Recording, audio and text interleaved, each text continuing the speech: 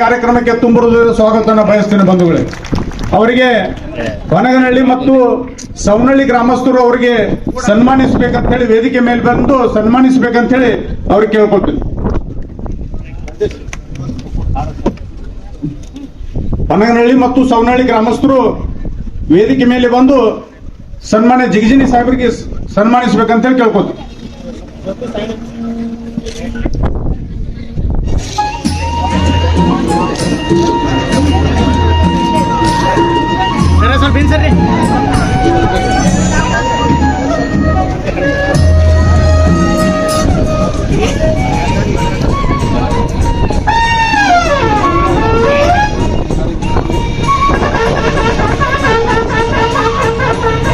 ಅದೇ ತರನಾಗಿ ಕರ್ನಾಟಕ ಸರ್ಕಾರದ ಇನ್ನೋರ್ವ ಮಾಜಿ ಸಚಿವರು ಹಿರಿಯರಾದಂತಹ ಸನ್ಮಾನ್ಯ ಶ್ರೀ ಎಸ್ ಕೆ ಬೆಳ್ಳು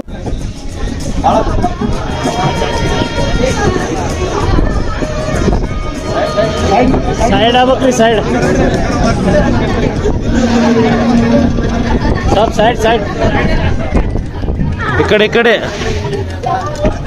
ಮುಖಂಡರಾದ ಅರುಣ್ ಶಾಪೂರ್ ಸಾಹೇಬರಿಗೂ ಕೂಡ ನಾನು ತುಂಬ ಹೃದಯದ ಸ್ವಾಗತವನ್ನು ಬಯಸ್ತೇನೆ. ಅವರಿಗೆ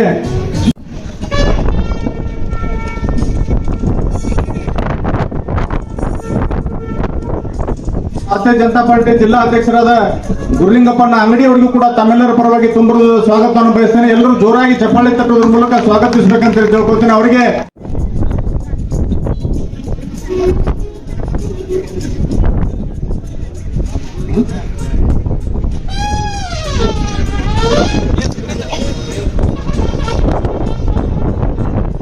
ಅದೇ ತರನಾಗಿ ಗ್ರಾಮ ಪಂಚಾಯತಿ ಹೊನಗನಹಳ್ಳಿ ಮತ್ತು ಸವನಹಳ್ಳಿ ಗ್ರಾಮ ಪಂಚಾಯತಿ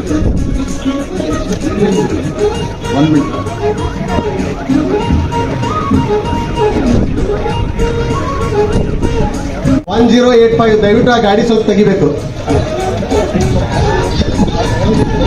ಜನಪ್ರಿಯ ಸಂಸದರಿಗೆ ಮುಖವಾಡ ಮಂಗಳಿಂದ ಸನ್ಮಾನಿಸಬೇಕಾಗಿದೆ ಹಾಗೂ ರೈಲ್ವೆ ಹೋರಾಟ ಸಮಿತಿಯ ಮಾವಿಯವರು ಕೂಡ ಬಂದು ಅವರು ಕೂಡ ಸನ್ಮಾನಿಸಬೇಕಾಗಿ ವಿನಂತಿ. ಬೇಗ ಬರೀ ಕಾರ್ಯಕ್ರಮ ಮಾಡ್ತಾರೆ.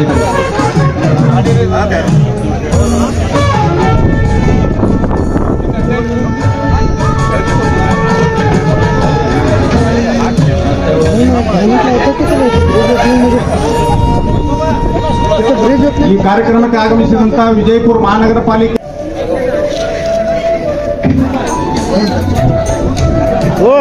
ಮೊಗಲಿ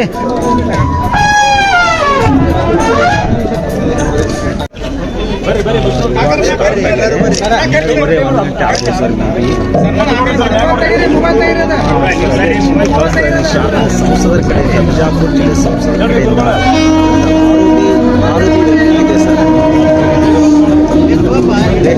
ರೈಲ್ವೆ ಓಡ್ತೈತೆ ಸರ್. ಅಲ್ಲೇ ಇದ್ದೀನಿ ಸರ್, ಇವಾಗ ಸ್ಪಾಟಲ್ಲೇ ಇದ್ದೀನಿ ಸರ್. ಸ್ವಲ್ಪ ಸುದ್ದಿ ಹಾಕ್ತೀನಿ ಸರ್. ಸ್ವಲ್ಪ 12:30 1 ಗಂಟೆ ಸರ್.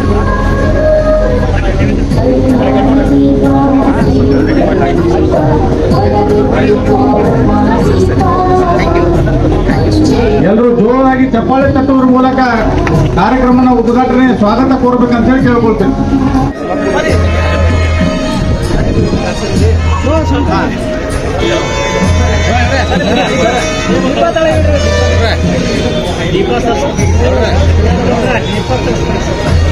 ಹಿರಿಯರಾದ ಸಂಗಣ್ಣ ಬೆಳ್ಳುಬಿ ಅವರೇ, ಮಾಜಿ ಶಾಸಕರಾದ ಶ್ರೀ ರಮೇಶ್ ಬೋಸ್ನೂರ್ ಅವರೇ, ಮಾಜಿ ಶಾಸಕರಾದ ಶ್ರೀ ಅರುಣ್ ಶಾಪೂರ್ ಅವರೇ, ಇಂದಿನ ಪಕ್ಷದ ಅಧ್ಯಕ್ಷರಾದ ಆರ್.ಎಸ್. ಪಾಟೀಲ್ ಕೂತ್ಕೊಳ್ಳ ಅವರೇ, ಸಂಜು ಐವಾಳ್ ಅವರೇ, ಭಾರತೀಯ ಜನತಾ ಪಕ್ಷದ ಮುಖಂಡರಾದ ವಿಜಯಗೌಡ ಪಾಟೀಲ್ ಅವರೇ, ಹಾಗೂ ಗ್ರಾಮ ಪಂಚಾಯತಿಯ ಮಾಜಿ ಅಧ್ಯಕ್ಷರೇ ಹಾಗೂ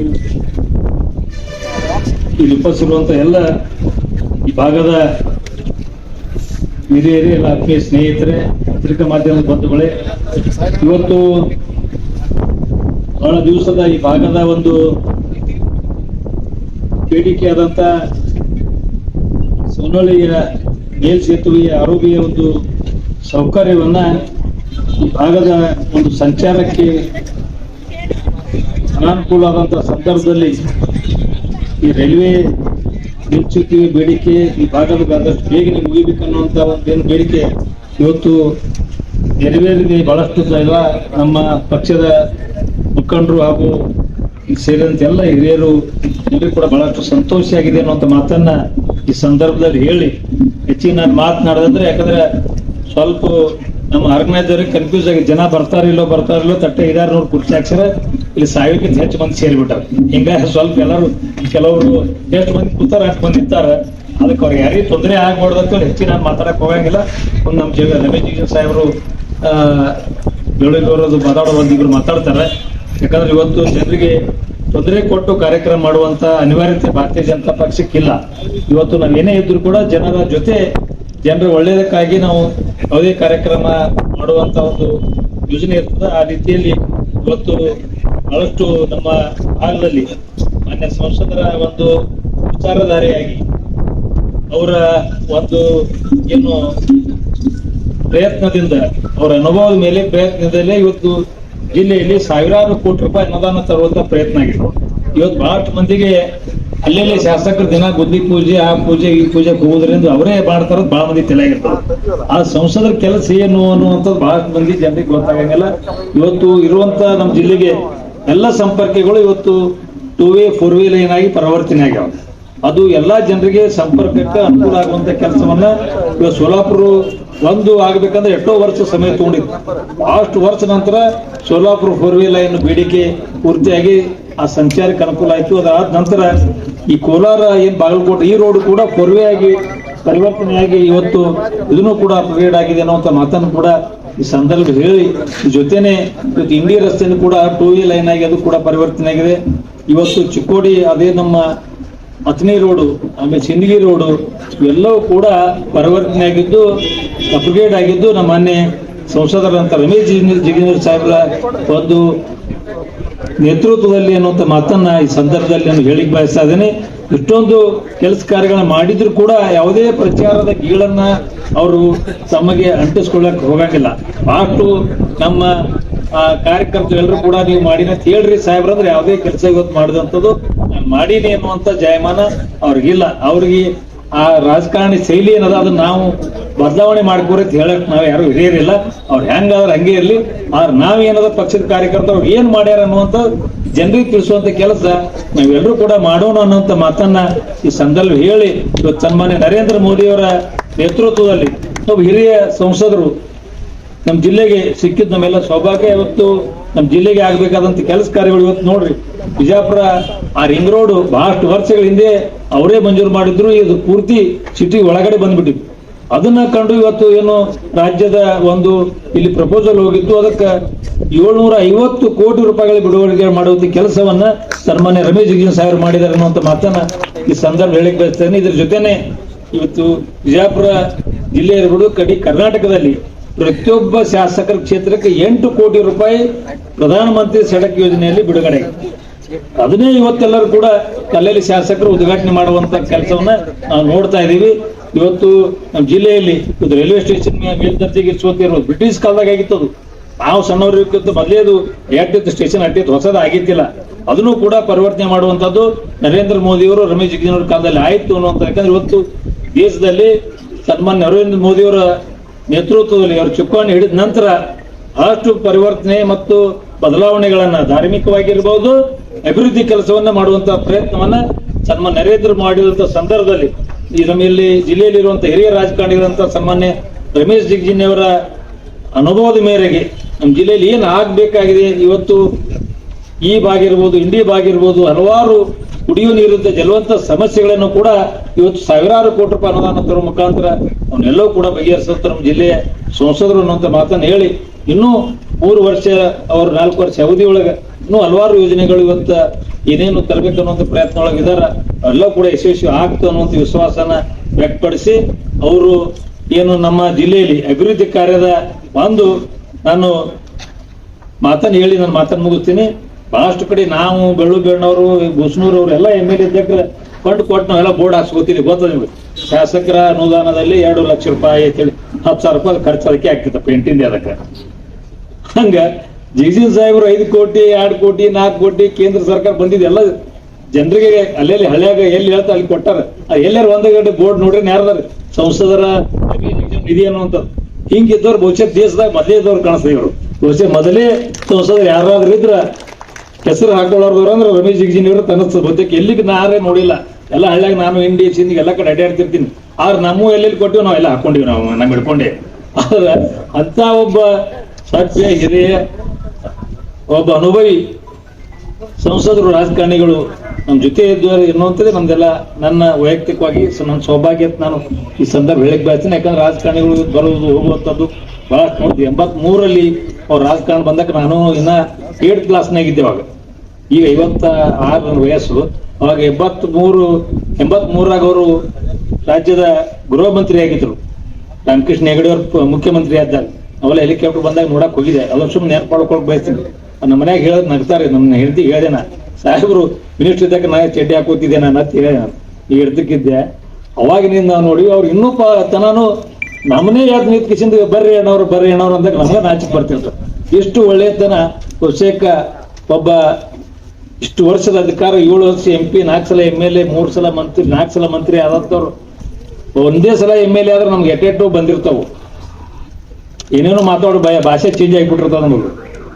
ಸರಿ ಹಾಕೋರಿಗೆ ಮತ್ತೆ ಬೇರೆ ಬೇರೆ ಮಾತಾಡ್ಕೊತ ಹೊಂಟ್ಬಿಟ್ಟಿರ್ತಾವ. ಎಲ್ಲ ಹೆಂಗೆ ಮಾತಾಡ್ಕೊತ ನಮ್ಗೆಲ್ಲಾನು ಸ್ಟೈಲ್ ಚೇಂಜ್ ಆಗಿಬಿಟ್ಟಿರ್ತಾವ. ಆದ್ರೆ 4 ಸಲ ಮಂತ್ರಿಯಾಗಿ, 7 ಸಲ MP ಆಗಿ, 4 ಸಲ MLA ಆದವರು ಇವತ್ತು ಇಷ್ಟು ಸರಳ ಜೀವನ. ಅವ್ರಿಗೆ ಕಲಿಬೇಕಂತ ಬಹಳಷ್ಟು ಅಂಶಗಳು ನಮ್ಮ ಜೊತೆ ಇದಾವೆ. ಇನ್ನೂ ನಮ್ಮ ಜಿಲ್ಲೆಗೆ ಹೆಚ್ಚಿನ ಅಭಿವೃದ್ಧಿಯನ್ನ ಕಾರ್ಯವನ್ನು ತರ್ತಾರ. NTPC ಎಲ್ಲ ಅವೆಲ್ಲ ಹೇಳಕ್ ಹೋಗಲ್ಲ. ಹೇಳ್ಕೊತ ಹೋದ್ರೆ ಒಂದು ತಾಸು ಅದೇ ಆತ ಇಟ್ಟು ಬಹಳ ಭಾಷಣ ಮಾಡಂಗಿಲ್ಲ, ಮತ್ತೆ ಅದೇ ಮಾಡ್ದಂಗೆ ಆಗ್ತದೆ. ಅವರ ಒಂದು ಬೆನ್ನಿಗೆ ನಾವೆಲ್ಲ ನಿಲ್ಲೋಣ. ಇನ್ನೂ ನಮ್ಮ ಜಿಲ್ಲೆಯಲ್ಲಿ ಒಳ್ಳೊಳ್ಳೆ ಕೆಲಸ ಕಾರ್ಯಗಳು ಆಗಲಿ ಈ ಸಂದರ್ಭದಲ್ಲಿ ಅಪೇಕ್ಷಿಸಿ 2 ಮಾತಿಗೆ ಮಾಡ್ತೀನಿ. ಜೈ ಹಿಂದ್. ಬೋಲೋ ಭಾರತ್ ಮಾತಾ ಕಿ. ಇವತ್ತಿನ ವಿಶೇಷವಾಗಿ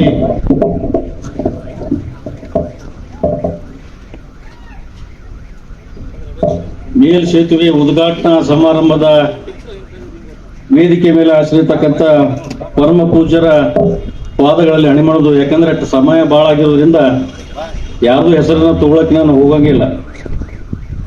ಈ ವೇದಿಕೆ ಮೇಲೆ ನಮ್ಮ ಜಿಲ್ಲೆಯ ಸಂಸದರು, ಹಿರಿಯರು, ಕೇಂದ್ರದ ಮಾಜಿ ಸಚಿವರು, ಸಂಸದರಾಗಿ ಬಿಜಾಪುರ ಜಿಲ್ಲೆಗೆ ಲಕ್ಷಗಟ್ಟಲೆ ತಂದು ಇವತ್ತು ಅನುದಾನ ಕೊಡ್ತಕ್ಕಂಥ ಧೀಮಂತ ನಾಯಕ ಸನ್ಮಾನ್ಯ ರಮೇಶ್ ಜಿಗಜಿಣಿ ಅವರು ಒಳಗೊಂಡು, ಈ ಜಿಲ್ಲಾ ಅಧ್ಯಕ್ಷರ ಒಳಗೊಂಡು ವೇದಿಕೆ ಮೇಲೆ ಆಸಿರ್ತಕ್ಕಂಥ ಸಮಸ್ತ ಗೌರವಾನ್ವಿತ ಎಲ್ಲ ಹಿರಿಯರಿಗೆ ಇವತ್ತು ಬಹಳ ಸಂತೋಷದಿಂದ ಇವತ್ತು ಉದ್ಘಾಟನೆ ಸಮಾರಂಭದಲ್ಲಿ, ಮೇಲು ಸೇತುವೆ ಉದ್ಘಾಟನಾ ಸಮಾರಂಭದಲ್ಲಿ ಭಾಗವಹಿಸ್ತಕ್ಕಂಥ ಸಮಸ್ತ ಎಲ್ಲ ಗೌರವಾನ್ವಿತ ಈ ಕ್ಷೇತ್ರದ ಬಬಲೇಶ್ವರ ವಿಧಾನಸಭಾ ಕ್ಷೇತ್ರ ಮತ್ತು ಸುತ್ತಮುತ್ತ ಹಳ್ಳಿಯಿಂದ ಬಂದಂತ ಸಮಸ್ತ ಎಲ್ಲರಿಗೂ ಕೂಡ ನಾನು ಧನ್ಯವಾದಗಳನ್ನು ಹೇಳಲಿಕ್ಕೆ ನಾನು ಬಯಸ್ತೇನೆ. ಬಹುಶಃ ಇದು ಇತಿಹಾಸದಲ್ಲಿ, ಇದು ಬಿಜಾಪುರ ಜಿಲ್ಲೆ ಇತಿಹಾಸದಲ್ಲಿ ಬಹಳ ಜನ ಸಂಸದರಾಗಿ ಹೋದ್ರು. ಹಿಂದೆ ಚೌಧರಿ ಅವ್ರನ್ನ ನೆನಪು ಮಾಡಿಕೊಂಡು ಇಲ್ಲಿವರೆಗೆ ಯಾರು ಸಂಸದರಾದ್ರು ಬಿಜಾಪುರ ಜಿಲ್ಲೆಗೆ ಕೊಡ್ತಕ್ಕಂಥ ಕೊಡುಗೆ, ಯಾರಾದರೂ ಕೇಂದ್ರ ಸರ್ಕಾರದಲ್ಲಿ ಅಧಿಕಾರ ವಹಿಸಿಕೊಂಡ ನಂತರ 2 ಬಾರಿ ಬಿಜಾಪುರ ಜಿಲ್ಲೆಯ ಸಂಸದರಾಗಿ ಇವತ್ತು ಅನೇಕ ಲಕ್ಷಗಟ್ಟಲೆ ಇವತ್ತು ಅನುದಾನ ತಂದು ಬಿಜಾಪುರ ಜಿಲ್ಲೆ ಅಭಿವೃದ್ಧಿ ಮಾಡ್ತಕ್ಕಂಥ ಯಾರಾದರೂ ಧೀಮಂತ ನಾಯಕ ಇದ್ರೆ ಅದು ಸನ್ಮಾನ್ಯ ರಮೇಶ್ ಜಿಗಜಿಣಿ ಸಾಹೇಬ್ರು ಅಂತೇಳಿ ಬಹಳ ಹೆಮ್ಮೆಯಿಂದ ಹೇಳಬೇಕಾಗ್ತದೆ. ಆದ್ರೆ ಅವರು ಬಹಳ ಸರಳ ಸ್ವಭಾವಗಳು. ಬಹಳ ಜನ ಇಲ್ಲಿ ಮಾತಾಡ್ತಿದ್ರು. ಈಗ ಹೇಳಿದ್ರಲ್ಲ, ಈಗ ಒಂದು ಹೆಸರು ಹಾಕೊಂಡಿಲ್ಲ, ಇಲ್ಲಿ ಹೆಸರು ಹಾಕೊಂಡಿಲ್ಲ ಅಂತ ಹೇಳಿ. ಒಂದು ಶೌಚಾಲಯ ಕಟ್ಟಿದ್ರೆ ಅವರ ಅನುದಾನದಲ್ಲಿ ಇರ್ತಕ್ಕಂಥ ಹೆಸರು ಹಾಕ್ತಕ್ಕಂಥ ಇವತ್ತು ನಾಯಕರು ಇವತ್ತು ಬಿಜಾಪುರದಲ್ಲಿ ಅದಾರ.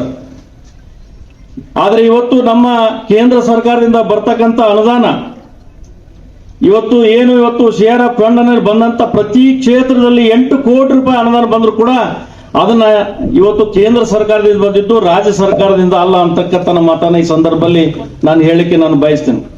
ಆದರೆ ಮಾಧ್ಯಮದಲ್ಲಿ ಇರ್ತಕ್ಕಂಥ ವಿನಂತಿ, ಎಲ್ಲರಿಗೆ ನಾನು ವಿನಂತಿ ಮಾಡ್ಕೋತೀನಿ, ಯಾವ ಗುದ್ಲಿ ಪೂಜೆ ಮಾಡಕ್ ಬಂದ ಪುಣ್ಯಾತ್ಮರಿಗೆ ಅವ್ರಿಗೆ ಕೇಳಬೇಕು, ನಿನ್ನ ಕೇಂದ್ರ ಸರ್ಕಾರ ರಾಜ್ಯ ಸರ್ಕಾರ ಅಂತೇಳಿ ಕೇಳು, ಜನರಿಗೆ ನೀವು ತಿಳಿಸ್ಬೇಕಂತೇಳಿ ವೇದಿಕೆ ಮುಖಾಂತರ ಅವರಿಗೆ ನಾನು ವಿನಂತಿಯನ್ನು ಮಾಡ್ಕೊಳ್ಳಿಕ್ಕೆ ಬಯಸ್ತೀನಿ. ಆದ್ರೆ ಇವತ್ತು ಸನ್ಮಾನ್ಯ ರಮೇಶ್ ಜಿಗಜಿಣಿ ಸಾಹೇಬರು ಇವತ್ತು ಬಿಜಾಪುರ ಜಿಲ್ಲೆಗೆ ಅನೇಕ ಅನುದಾನ ತಂದ್ರು ಕೂಡ ಅವರು ಒಂದು ಪತ್ರಿಕೆಯಲ್ಲಿ ಆಗ್ಲಿ, ಅವರ ವೈಯಕ್ತಿಕ ಆಗ್ಲಿ, ಇದನ್ನ ನಾನು ಮಾಡೀನಿ ಅಂತಕ್ಕಂಥ ಭಾವನೆ ಇರಲಿಲ್ಲ. ಆದ್ರೆ ಇವತ್ತು ಈ ಕಾರ್ಯಕ್ರಮ ಮುಂದಾಲೋಚನೆ ಮಾಡಿಕೊಂಡು ನಮಗೆ ಎಲ್ಲರನ್ನ ಕೂಡಿಸಿ ಒಂದು ಏನಾದರೂ ಒಂದು ಮೀಟಿಂಗ್ ಮಾಡಿ ಒಂದು ದೊಡ್ಡ ಪ್ರಮಾಣದಲ್ಲಿ ಕಾರ್ಯಕ್ರಮ ಮಾಡ್ಬೇಕಂತಕ್ಕಂಥ ಭಾವನೆ ನನ್ನ ಮನಸ್ಸಿನಲ್ಲಿ ಇತ್ತು. ಯಾಕಂದ್ರೆ ನಿಮ್ಗೊಂದು ಉದಾಹರಣೆ ಹೇಳ್ತೀನಿ. ಇಲ್ಲಿ ಕೆಳಗಡೆ ನಾವು ಹೋಗ್ಬೇಕಾದ್ರೆ ರೈಲ್ವೆ ಬಂದ್ರೆ ಗೇಟ್ ಹಾಕಿದ್ರೆ ಯಾವ ಪರಿಸ್ಥಿತಿ ಇತ್ತಪ್ಪ ಅಂತಂದ್ರೆ ಒಬ್ಬಾಕಿ ತಾಯಿ ಇವತ್ತು ನಾನು ಇಲ್ಲಿಂದ ನಾನು ಹೋಗ್ಬೇಕಾದ್ರೆ ಹುಬ್ಳಿಯಿಂದ ಬರ್ಬೇಕಾದ್ರೆ ಗಾಡಿಯಲ್ಲಿ ಕೂತಿದ್ಲು. ಆಕೆ ಇಷ್ಟೊಂದು ತ್ರಾಸ ಇತ್ತು. ಯಾವ ತ್ರಾಸ ಇತ್ತಪ್ಪ ಅಂತಂದ್ರೆ ಆ ತಾಯಿ ಹಾಸ್ಪಿಟಲ್ಗೆ ಹೆರಿಗೆಗೆ ಹೋಗ್ಬೇಕಾದ್ರೆ ಡೆಲಿವರಿ ಹೋಗ್ಬೇಕಾದ್ರೆ ರೈಲ್ವೆ ಗೇಟ್ ಬಿತ್ತು.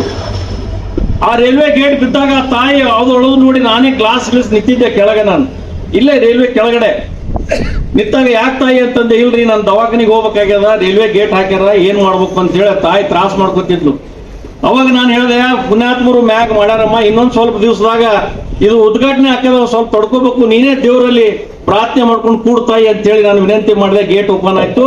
ಅದನ್ನ ಇವತ್ತು ಆ ತಾಯಿ ಹೇಳ್ತಕ್ಕಂಥ ಒಂದು ಮಾತು ಏನ್ ಹೇಳಿಲ್ಲಪ್ಪ ಅಂದ್ರ, ಈ ಪುಣ್ಯಾತ್ಮ ಯಾವಾಗ ನೀವು ಶುರು ಮಾಡ್ತೀರಿ ಬಹಳ ಚಲೋ ಹಾಕದ, ದೇವರಲ್ಲಿ ನಾನು ಪ್ರಾರ್ಥನೆ ಮಾಡ್ಕೋತೀನಿ ಅಂತಕ್ಕಂಥ ಒಂದು ತಾಯಿ ಹರಿಕೆ ಆಶೀರ್ವಾದವನ್ನು ಮಾಡೋದು. ಆದ್ರೆ ಇವತ್ತು ಎಷ್ಟೋ ಜನ ಇಲ್ಲಿ ನಮ್ಮ ಬರ್ತಕ್ಕಂಥ ಭಾಗದ ರೈತರಿಗೆ, ಬಿಜಾಪುರದಿಂದ ಬರ್ತಕ್ಕಂಥ ಇರ್ಬೋದು, ಹಳ್ಳಿ ಸವನಹಳ್ಳಿಯಿಂದ ಬರ್ತಕ್ಕಂಥ ಇರ್ಬೋದು, ಇವತ್ತೆಲ್ಲ ನೋಡಿದ್ರೆ ತಾಸುಗಟ್ಲೆ ನಾವು ನಿಲ್ಬೇಕಾಗಿತ್ತು. ಆದ್ರೆ ಇವತ್ತು ನೇರವಾಗಿ ನಾವು ಸರಳವಾಗಿ ಹೋಗ್ತಕ್ಕಂಥ ಮಾರ್ಗ ಇವತ್ತು ನಮ್ಮ ಜಿಲ್ಲೆಗೆ ಕೊಡುಗೆಯನ್ನು ಕೊಡ್ತಕ್ಕಂಥ ಸನ್ಮಾನ್ಯ ರಮೇಶ್ ಜಿಗ್ನಿ ಸಾಹೇಬರಿಗೆ ಈ ವೇದಿಕೆ ಮುಖಾಂತರ ನಾನು ವೈಯಕ್ತಿಕವಾಗಿ ನಾನು ಹೃತ್ಪೂರ್ವಕವಾಗಿ ಅವರಿಗೆ ಅಭಿನಂದನೆಗಳನ್ನು ಸಲ್ಲಿಸಲಿಕ್ಕೆ ನಾನು ಬಯಸ್ತೀನಿ. ಅದೇ ರೀತಿ ಒಂದು ಮನವಿಯನ್ನು ಕೊಟ್ಟಿದ್ದೀವಿ ನಾವು ಸನ್ಮಾನ್ಯ ಶ್ರೀ ಸಂಸದರಿಗೆ. ದದಾಮಟ್ಟಿಯಲ್ಲಿ ಕೂಡ ಅದೇ ಪರಿಸ್ಥಿತಿ ಅದ ನಮ್ಮ ರೈತರು. ಅಲ್ಲಿ ಏನಾದ್ರು ರೈಲ್ವೆ ಹಳೆ ಬಿತ್ತು ಗೇಟ್ ಹಾಕುದ್ರಪ್ಪ ಅಂತಂದ್ರೆ ನಮ್ಮ ರೈತರು ಆ ಕಡೆ ಈ ಕಡೆ ಈ ಕಡೆ ಅದೊಂದು ತಾವು ದಯಮಾಡಿ ಈ ವೇದಿಕೆ ಮುಖಾಂತರ ಮಾಡಿ ಕೊಡ್ಬೇಕು ಅಂತ ಹೇಳಿ ತಮ್ಮಲ್ಲಿ ನಾನು ವಿನಂತಿಯನ್ನ ಮಾಡ್ಕೊಳ್ಳಿಕ್ಕೆ ಬಯಸ್ತೀನಿ ಬಂಧುಗಳೇ. ಆ ದಿಶೆಯಲ್ಲಿ ಇವತ್ತು ಬಹಳ ನೋಡ್ರಿ ಇಷ್ಟೊಂದು ಅಚ್ಚುಕಟ್ಟಾಗಿ ಇವತ್ತು ಎಲ್ಲ ಕಡೆ ಬಿಜಾಪುರದಲ್ಲಿ ಇವತ್ತು ದೊಡ್ಡ ಇವತ್ತು ಈಗಾಗಲೇ ಹೇಳಿದ್ರು ಕೂಡ್ಗಿ ಮೊದಲು ಶುರು ಆಗಿದ್ದು ಇಲ್ಲಿವರೆಗೆ ಬಂದು 1,10 ಕೋಟಿ ಅಂತ ಹೇಳಿ ಏನ್ ಇವತ್ತು ಘೋಷಣೆ ಮಾಡಿದ್ರು. ಇನ್ನೂ ಅವ್ರಿಗೆ ಅವಧಿಯಲ್ಲಿ ಇನ್ನೂ 50,000 ಕೋಟಿ ಬರ್ತಕ್ಕಂಥ ಒಂದು ಶಕ್ತಿಯ ಭಗವಂತ ಅವರಿಗೆ ಕೂಡ್ಲಿ ಇನ್ನೂ 1,00,000 ಕೋಟಿಗಿಂತ ಹೆಚ್ಚಿನ ಅನುದಾನವನ್ನ ಬಂದು ಬಿಜಾಪುರ ಜಿಲ್ಲೆ ಅಭಿವೃದ್ಧಿ ಆಗ್ಲಿ ಅಂತ ಹೇಳಿ ಅವರಲ್ಲಿ ದೇವರಲ್ಲಿ ಪ್ರಾರ್ಥನೆ ಮಾಡಿಕೊಂಡು ನಾನು ಹೆಚ್ಚಿಗೆ ಮಾತನಾಡಲಿಕ್ಕೆ ಅವಕಾಶ ಮಾಡಿಕೊಟ್ಟಂತ ಸಮಸ್ತ ಎಲ್ಲರಿಗೆ ವಂದಿಸಿ ನಾನು ಒಂದೆರಡು ಮಾತುಗಳಿಗೆ ವಿರಾಮ ಹೇಳ್ತೀನಿ. ಬೋಲೋ ಭಾರತ್ ಮಾತಾ ಕಿ, ಬೋಲೋ ಭಾರತ್ ಮಾತಾ ಕಿ. ಸಹೋದರ ಅಂಗಡಿ ಅಣ್ಣವರೇ, ವೇದಿಕೆಯ ಮೇಲೆ ಇರ್ತಕ್ಕಂಥ ಹಿಂದಿನ ಮಂತ್ರಿಗಳೇ ಅಪ್ಪ ಸಾಹೇಬಣ್ಣವರೇ, ಹಿಂದಿನ ಶಾಸಕರಾಗಿರ್ತಕ್ಕಂಥ ರಮೇಶ್ ಅಣ್ಣವರೇ, ಹಿಂದಿನ ಮಂತ್ರಿಗಳಾಗಿರ್ತಕ್ಕಂಥ ಬೆಳ್ಳುಬ್ಬಿ ಅಣ್ಣವರೇ, ನಮ್ಮ ಆತ್ಮೀಯ ಮಿತ್ರರಾದ ಅರುಣಣ್ಣ ಶಾಪೂರ್ ಅವರೇ, ನಮ್ಮ ಪಕ್ಷದ ಹಿಂದಿನ ಅಧ್ಯಕ್ಷರಾಗಿರ್ತಕ್ಕಂಥ ರಾಮನಗೌಡ್ರವರೇ, ಇನ್ನಿಳಿದ ವೇದಿಕೆ ಮೇಲೆ ಇರ್ತಕ್ಕಂಥ ಎಲ್ಲ ನನ್ನ ಆತ್ಮೀಯ ಬಂಧುಗಳ ಜೊತೆ ಎಲ್ಲಕ್ಕಿಂತ ಹೆಚ್ಚು ನಮ್ಮ ವಿಜುಗೌಡ್ರವರೇ, ಮಹಿಳಾ ತಾಲೂಕಿನ ಅಧ್ಯಕ್ಷರೇ, ಇಲ್ಲಿ ಬಂದಿರತಕ್ಕಂಥ ಎಲ್ಲ ನನ್ನ ಹಳ್ಳಿಯ ಎಲ್ಲ ಭಾಗದಿಂದ ಬಹಳ ಜನ ಇಲ್ಲಿ ಬಂದಿದ್ದೀರಿ. ಎಲ್ಲರಿಗೆ ನನ್ನ ಅಭಿನಂದನೆಗಳನ್ನ ಈ ಸಂದರ್ಭದಲ್ಲಿ ಹೇಳ್ತಾ, ಶ್ರದ್ಧೆಯ ಸಹೋದರಿಯರೇ, ಪತ್ರಿಕಾ ಬಂಧುಗಳೇ,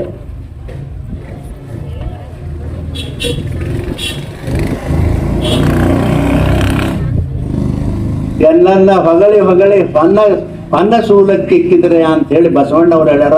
ನನ್ನ ಪರಿಸ್ಥಿತಿ ಹಂಗಾಗ್ಬಿಟ್ಟದ.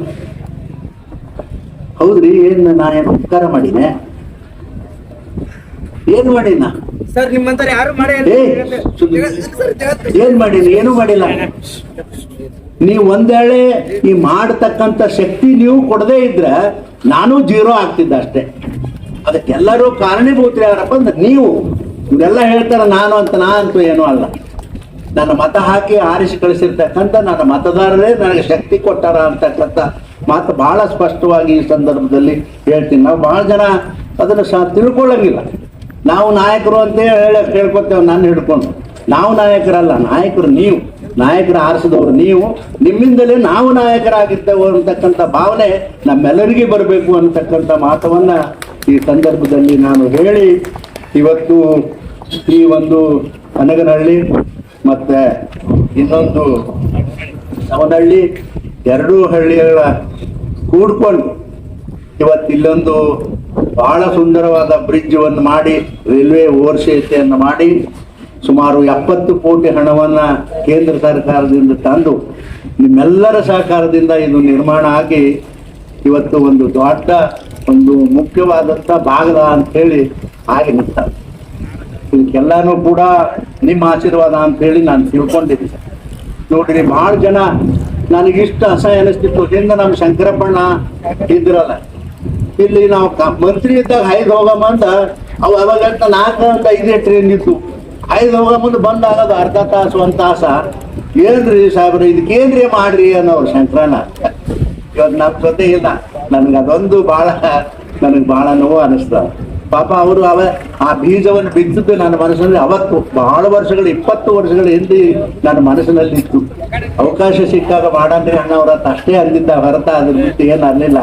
ದೇವ್ರಿಗೆ ಅವಕಾಶ ಕೊಟ್ಟಾಗ ಇದನ್ನು ಉಪಯೋಗ ಮಾಡೋಣ ಅಂತ ಹೇಳಿ ಎಲ್ಲರಿಗೆ ಅಪ್ಪ ಅಣ್ಣ ಅಂದ್ರು. ನಿಮ್ಮ ಊರಿಗೆ ಬಹಳ ಜನರಿಗೆ ಬೇಡಿಕೆ ಇತ್ತು. ಇಲ್ಲಿ ನನಗೂ ಎಷ್ಟೋ ಜನ ಬೈತಿದ್ರು. ಈಗ ಬ್ರಿಡ್ಜ್ ಆದ್ಮೇಲೂ ಬೈತಿದ್ರು, ಎಷ್ಟೊತ್ತರ ಜಲ್ದಿ ಬ್ರಿಡ್ಜ್ ತಯಾರು ಮಾಡಿಸ್ರಿ, ಓಪನ್ ಮಾಡಿಸ್ರಿ ಅಂತ. ನಾ ಇದು ಭಾಳ ದಿನ ಮಾಡಬೇಕು ಅಂತ ಹೇಳಿತ್ತು. ಖರೆ ಆದ್ರೆ ಮಳೆ ಬಂದಿದ್ದು ರೋಡ್ ಆಗಿಲ್ಲ ಅಂತ ನಮ್ಮ ಅಧಿಕಾರಿಗಳು ಒದ್ದಾಡ್ಲಕತ್ತು. ನಾ ಸುಮ್ ಬಿಟ್ಬಿಟ್ಟೆ, ಇನ್ನೆಂದರೆ ಮಾಡೋಣ ನೋಡಂದ. ಆಮೇಲೆ ಭಾಳ ಮಂದಿ ಅಲ್ರಿ ರೋಡ್ ತಯಾರಾಗದ ಬಿಡಿಸ್ಬಿಡ್ರಿ, ರೋಡು ಆಗ್ಯದ ಅಂದ್ರು. ತರಾತುರಿಯಿಂದ ಮಾಡಿದೆವಪ್ಪ ಇದನ್ನು. ದಯವಿಟ್ಟು ಕ್ಷಮೆ ಮಾಡ್ರಿ. ನಾನು ಜಿಲ್ಲಾ ಮಂತ್ರಿಗಳಿಗೂ ಕೂಡ ಫೋನ್ ಮಾಡಿದ್ದೆ. 4 ಸಲ ಫೋನ್ ಮಾಡಿದೆ. 4 ಸಲ ಫೋನ್ ತೆಗಿಲಿಲ್ಲ. 5ನೇ ಸಲ ಫೋನ್ ಮಾಡಿದೆ. ಅವರು ಪ್ರೈವೇಟ್ ಸೆಕ್ರೆಟರಿ ಹೇಳಿದ್ರು, ಇಲ್ರಿ ಅವರು ಕಮಿಟಿ ಟೂರ್ ಹೋಗ್ಯಾರ ಅಂತ ಹೇಳಿದ್ಮೇಲೆ ನನಗೆ ಅನಿವಾರ್ಯ ಆಯ್ತು. ಆಯ್ತರಪ್ಪ, ನಾವೇ ಎಲ್ಲರೂ ಕೂಡಿ ಹೋಗಿ ಅವ್ರ ಮಂದಿ ಕರ್ಕೊಂಡು ಒಟ್ಟು ಮಾಡೋಣ ಅಂತ ಹೇಳಿ ಇವತ್ತೆಲ್ಲ ನಾವು ಅವ್ರನ್ನ ಬಿಟ್ಟು ನಾವು ಮಾಡ್ಲಕ್ಕತ್ತಿದ್ದೇವೆ ಅಂತಕ್ಕಂಥ ಮಾತುವನ್ನ ಈ ಸಂದರ್ಭದಲ್ಲಿ ಹೇಳಿ, ನಾವೇನು ಬಿಟ್ಟಿಲ್ಲ, ಆದ್ರೆ ಏನೋ ಅದು ಕೂಡಿ ಬರಲಿಲ್ಲ, ಆ ಕಾರಣಕ್ಕಾಗಿ ಅವರು ಉಳಿದ್ರು ಅಂತಕ್ಕಂಥ ಮಾತುವನ್ನು ಈ ಸಂದರ್ಭದಲ್ಲಿ ಹೇಳಿ, ಬಿಜಾಪುರ ಜಿಲ್ಲೆ ನೀವೇ ಹೇಳಿ, ಬಿಜಾಪುರ ಊರು ಮೊದಲು ಹೆಂಗಿತ್ತು ಈಗ ಹಂಗೆ ನೋಡ್ರಿ ನೋಡ್ರಿ. ನಾನು ನಿಜವಾಗಿ ಒಂದು ದಿನನೂ ನಾ ಇಂಥದ್ದು ಮಾಡ್ತೀನಿ ಯಾವತ್ತೂ ಕೂಡ ಹೇಳಲಿಲ್ಲ. ನಾ ಒಂದಿನ ಎಲ್ಲಿ ಹೇಳಿಲ್ಲ, ನಾ ಅದು ಮಾಡ್ತೀನಿ ಇದು ಮಾಡ್ತೀನಿ ಯಾವತ್ತೂ ಹೇಳಿಲ್ಲ. ಆದ್ರೆ ಮಾಡೋ ಕೆಲಸ ಬಿಡಲಿಲ್ಲ. ಸದ್ದು ಗದ್ದಲವಿಲ್ಲದೆ ಕೆಲಸ ಮಾಡ್ತಕ್ಕಂಥ ವ್ಯಕ್ತಿಗಳಲ್ಲಿ ನಾನೂ ಒಬ್ಬ ಅನ್ನತಕ್ಕಂಥ ಮಾತು ಬಹಳ ಸ್ಪಷ್ಟ ಆಗಿದೆ. ನೋಡ್ರಿ, 1,10,10,000 ಕೋಟಿ ನಾ ಯಾವತ್ತೂ ಹೇಳಿದ್ದಿಲ್ಲ. ಇವ್ರದಾರ ನಮ್ಮ ಪಾರ್ಟಿಯವರು, ಅದ್ರಾಗ ಆ ರವೀಂದ್ರ ಲೋಣಿ ಅಂತ ನಮ್ಮ ನಾಕಾಣದವ್ರು, ನಾವೆಲ್ಲ ಪಕ್ಷದ ಕಾರ್ಯಕರ್ತರು ಇಷ್ಟೆಲ್ಲ ಮಾಡ್ತೀನಿ, ಒಟ್ಟೆ ಒಂದೇನು ಬರ್ಸೋದಿಲ್ಲ ಬಿಡಿಸೋದಿಲ್ಲ ಅಂದಾಗ ಅವಾಗ ಆಯ್ತು ಮಾರ ಏನ್ರೆ ಮಾಡ್ರಿ ಅನ್ನೋಣ ಅದೊಂದು ಬುಕ್ಕ ಮಾಡೋದು. ಚುನಾವಣೆ ಸಂದರ್ಭದ ನಾನು ಅದ್ರ ರೊಕ್ಕನೂ ನಾ ಕೊಡ್ಲಿಲ್ಲ, ಅವರೇ ಪಾಪ ಖರ್ಚು ಮಾಡಿ ಅದನ್ನು ಮಾಡಿದ್ರು, ಬುಕ್ಕ ಮಾಡಿ ಎಲ್ಲರಿಗೆ ಆಯ್ತು.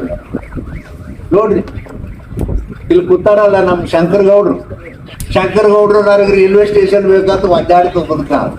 ಅವ್ರು ರೈಲ್ವೆ ಸ್ಟೇಷನ್ ಮಾಡಿಸ್ಕೊಟ್ಟೆ. ಈಗ ಒಂದ್ ಹೇಳಕತ್ತಾರ ಶಂಕರಗೌಡ ಅಂಡರ್ ಪಾಸ್ ಮಾಡತ್ತೇಳಿ, ಗೌಡ್ರ ಅದನ್ನು ಮಾಡ್ಕೊಡ್ತೀನಿ ಜಲ್ದಿ, ಏನು ವರಿ ಮಾಡಬೇಡ, ಈಗ ಚಾಲು ಮಾಡಿಸ್ತೀನಿ 1 ವಾರದೊಳಗೆ ಅಂತ ಹೇಳಿ ಈ ಸಂದರ್ಭದಲ್ಲಿ ನಾನು ಹೇಳಲಿಕ್ಕೆ ಬಯಸ್ತೀನಿ.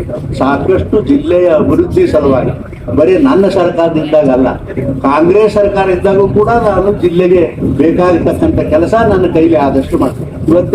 ಅವತ್ತು NTPC ಬರೋ ಮುಂದೆ ನಮ್ಮ ಸರ್ಕಾರ ಇರಲಿಲ್ಲ, ಮನಮೋಹನ್ ಸಿಂಗ್ ಸರ್ಕಾರ ಇತ್ತು. ಇವಾಗ ಕಾಲು ಹಿಡಿದೆ ನನಗೆ ನಾಚಿಕೆ ಬರ್ತದ. ನಮ್ಮ ರೈತರ ಸಲುವಾಗಿ ಜನರ ಸಲುವಾಗಿ ಕಾಲು ಹಿಡಿದ ತಕ್ಷಣ ಆಮೇಲೆ ಇಲ್ಲ ನೀನು ಇವ್ರನ್ನ ಸುಶೀಲ್ ಕುಮಾರ್ ಸಿಂಧೆ ಅವ್ರನ್ನ ಭೇಟಿ ಆಗಂದ್ರು. ನಾವು ಹೋಗ್ರದಾಗ ಫೋನ್ ಮಾಡಿದ್ರು. ಸುಶೀಲ್ ಕುಮಾರ್ ಸಿಂಧೆ ಅವ್ರದ್ದು ನಕ್ರು ಮೊದಲು ಅವ್ರಿಗೆ ಕೇಳ್ತಿದ್ದ, ದೊಡ್ಡ ಸಾಹೇಬ್ರಿಗೆ ಕೇಳ್ರಿ ಅಂತಿದ್ರು. ನಕ್ಕು ಆಯ್ತು, ನಾ 8 ದಿವಸಗಳಿಗೆ ನಿಮ್ಗೆ ಶಿಫ್ಟ್ ಮಾಡಿಕೊಡ್ತೀನಿ ಅಂತ ಹೇಳಿ ಈ NTPC ಸುಮಾರು 40,000 ಕೋಟಿ ರೂಪಾಯಿ ಕೆಲಸವನ್ನು ಕೊಟ್ಟಪ್ಪ. ಮತ್ತೆ ನಮ್ಮ ಸರ್ಕಾರ ಇದ್ದಿದ್ರ. ಆದ್ರೂ ಇವತ್ತು ನಮ್ಮ ಸರ್ಕಾರ ಬಂದ ಮೇಲೆ ಕನಿಷ್ಠ 60,000 ರಿಂದ 70,000 ಕೋಟಿ ಹಣವನ್ನ ಈ ಜಿಲ್ಲೆಯ ಅಭಿವೃದ್ಧಿ ಸಲುವಾಗಿ ನಾನು ತಂದೀನಿ ಅಂತಕ್ಕಂಥ ಮಾತುವನ್ನ ಹೆಮ್ಮೆಯಿಂದ ಹೇಳ್ತೀನಿ. ಅದು ಯಾಕಂತಂದ್ರೆ ನೀವು ಆರಿಸ್ಕೊಟ್ರಿ ಅನ್ನೋ ಕಾರಣಕ್ಕೆ ನಾನು ತಗೊಂಬಂದೆ. ನೀವೇ ಆರಿಸಿ ತಂದು ಕೊಟ್ಟಿದ್ದಿಲ್ಲ, ನಾ ತರ್ತಾಗ ಆಗ್ತಿದ್ದಿಲ್ಲ. ಅದಕ್ಕಾಗಿ ಬಿಜಾಪುರ ಊರಿ ಯಾವ ರೋಡ್ ಬಂದ್ರು, ರೋಡ್ ಹಾಯ್ದ್ರು ಕೂಡ ಅದು ನ್ಯಾಷನಲ್ ಹೈವೇನೇ ಅದ. ಈಗ ನೋಡ್ರಿ, ನಾ ಚಿಕ್ಕೋಡಿಗೆ ಹೋದ, ನಿಮ್ಮನ್ನೆಲ್ಲ ಬಿಟ್ಟು ಚಿಕ್ಕೋಡಿಗೆ ಹೋದ, ಅಲ್ಲಿನೂ ನೋಡ್ರಿ ಮಂದಿಲ್ಲ, ಮಕ್ಕಳಿಲ್ಲ, ಯಾರಿಲ್ಲ.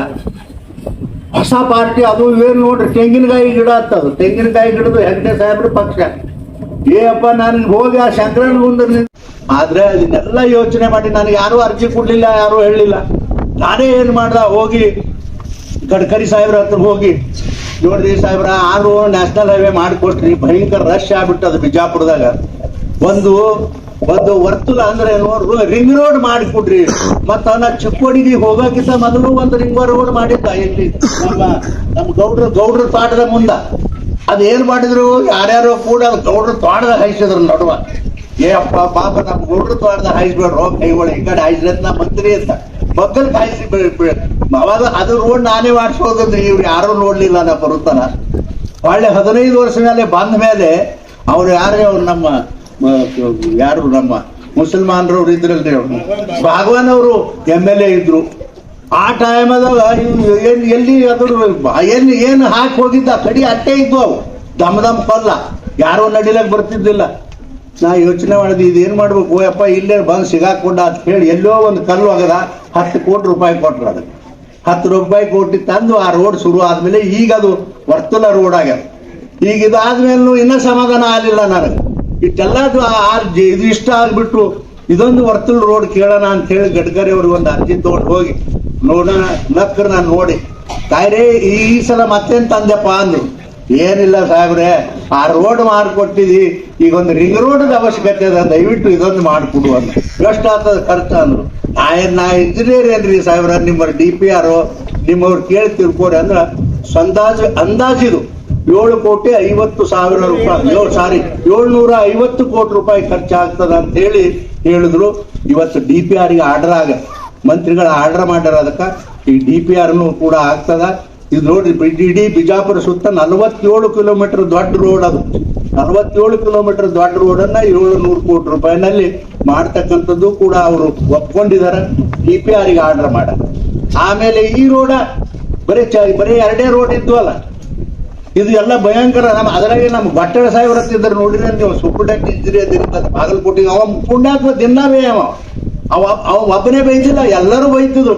ಏನಿದು ಹ್ಯಾಂಗ ಇದು ಇಟ್ಟು ರಾತ್ರಿ ಕತ್ಲದಾಗ ಇಟ್ಟು ಟ್ರಾಫಿಕ್ ಹೆಂಗ ಆಗ್ತಿದ್ರು ಅದು ಯೋಚನೆ ಮಾಡಿ. ಆಮೇಲೆ ಒಂದಿನ ಗದ್ದಿಗೌಡರು ನಾವು ಸಣ್ಣಗೆ ಹೋಗಿ ನಮ್ಮ ಪ್ರಹ್ಲಾದ್ ಜೋಶಿ ಸಾಹೇಬ್ರದ್ದು ಅಲ್ಲೇ ಬರ್ತದ ಕಾನ್ಸ್ಟಿಟ್ಯೂನ್ಸಿ, ಅಲ್ಲೋ ಸಾಹೇಬ ಇದು ಏನ್ರ ಮಾಡ್ಬೇಕಲ್ಲ, ಹ್ಯಾಂಗ್ ಮಾಡೋದು, ನಾ ಫೋನ್ ಮಾಡಿ ಹೇಳ್ತೀನಿ, ನೀವು ಹೋಗಿ ಇಬ್ರು ಕೂಡ್ರಿ ಅಂದ್ರು.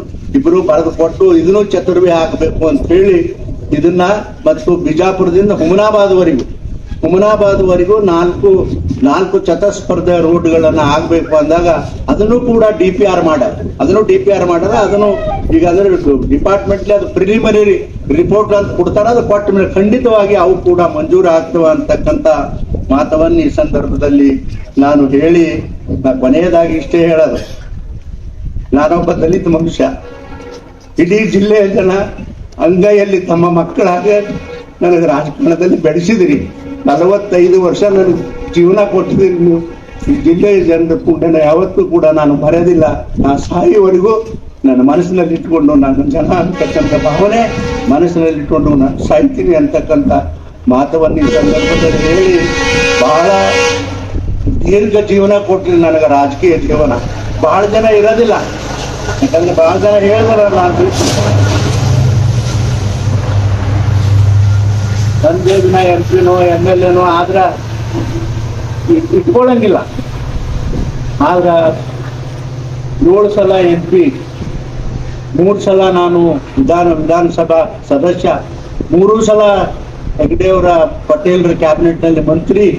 ಇಷ್ಟೆಲ್ಲ ಮಾಡಿದ್ರು ಕೂಡ ನಾನು ಸಣ್ಣವ್ರ ಜೋಡಿ ಸಣ್ಣವಾಗಿರ್ತೀನಿ, ದೊಡ್ಡವ್ರ ಜೋಡಿ ದೊಡ್ಡವಾಗಿರ್ತೀನಿ. ನನ್ನಲ್ಲಿ ಯಾವ ವ್ಯತ್ಯಾಸವಿಲ್ಲ. ಅದು 2 ಮಾತ್ರ, ನಾನು ಯಾರೇ ಬರಲಿ ಕೆಲಸಕ್ಕೆ ನಾನು 2 ಮಾತು ಕೇಳಂಗಿಲ್ಲ. ಒಂದು, ನಿನ್ನ ಪಕ್ಷ ಯಾವ್ದು ಕೇಳಂಗಿಲ್ಲ, ನಿನ್ನ ಸಮಾಜ ಯಾವ್ದು ಕೇಳಂಗಿಲ್ಲ.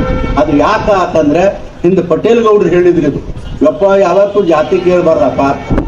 ಯಾಕ್ರಿ ಗೌಡ್ರ ಅಂದ್ರ, ನೋಡು, ಅದು ಜಾತಿ ಕೇಳಬಾರ್ದು. ಒಂದು ಜಾತಿ ಒಬ್ಬ ವ್ಯಕ್ತಿಯಿಂದ ರಾಜಕಾರಣ ಆಗೋದಿಲ್ಲ. ಸಮಾಜದ ಎಲ್ಲಾ ಜನ ನಮ್ಮ ಜೊತೆ ಇದ್ರೆ ಮಾತ್ರ ಅದು ರಾಜಕಾರಣ ಅಂತ ಹೇಳಿ ಹೇಳಿದ್ದು ಮಾತ್ರ. ನೋಡ್ರಿ, ಎಷ್ಟು 40 ವರ್ಷಗಳ ಹಿಂದೆ ಹೇಳ್ಯಾರ ಇವು. ಒಂದಲ್ಲ ಇಲ್ಲ. ಈಗ ನಿನ್ನೆ ಮನೆ ಯಾರೇ ನಿಮ್ಮಂತ ದೊಡ್ಡ ಮಂದಿಯವ್ರು ಹೇಳಿದ್ರೆ ಮರೆತು ಬಿಡ್ತಾರ ಅವ್ರು.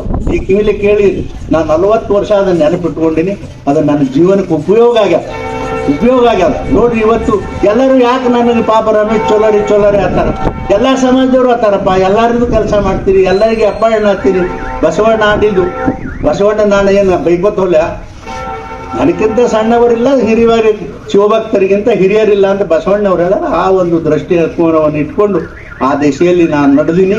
ಇವತ್ತು ನನಗಂತೂ ಬಹಳ ದೇವರಂಗ ನಮ್ಮ ನರೇಂದ್ರ ಮೋದಿ ಅವರು ದೇಶದ ಜನರಿಗೆ ಹಂಗೆ ಸಿಕ್ಕವ್ರ, ನನ್ನ ಪಾಲಿಗೂ ಕೂಡ ಇವತ್ತು ದೇವರಾಗಿ ಸಿಕ್ಕ. ನೋಡ್ರಿ ಎಂತ ಕೆಟ್ಟ ಜನ ಇವರು. 11 ವರ್ಷದಲ್ಲಿ ದೇಶದ ಚಿತ್ರವನ್ನೇ ಬದಲು ಮಾಡಿರ್ತಕ್ಕಂಥ ವ್ಯಕ್ತಿ ಆ ಮನುಷ್ಯ.